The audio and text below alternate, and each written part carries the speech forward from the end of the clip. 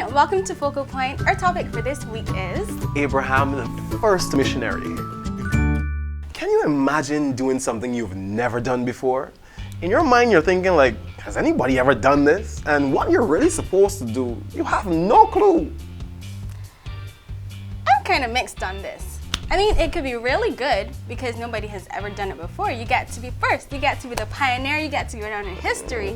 But then it's a lot of pressure and responsibility because if anybody has to do it after, they're going to look to your example. That's true. What's the point, Jamiel? Well, really, the point is God calls us to be His faithful servants. And sometimes God calls upon us to do some things that we have no idea how we're going to get this done or where we're going to go.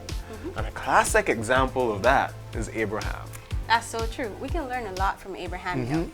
God called him to be the first missionary. Nobody had ever done it before. He had no clue what he was getting himself into. I mean, he couldn't Google it. There was no manual. He had no example, but he still accepted.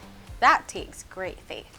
And I'm glad you mentioned that word faith because we know with your faith, it has to be tested. Yeah. You know, there's some risk involved. And consider Abraham, God asking him to sacrifice his son. I mean, that doesn't work with us. No. But it shows you that being faithful to God and obedient to God, they're great rewards. Definitely.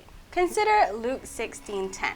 If you are faithful in the little things, you will be faithful with the larger ones. But if you are dishonest with the little things, you won't be honest with greater responsibility.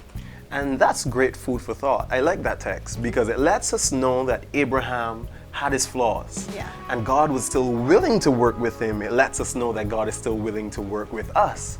But He also wants us to be willing to work with Him.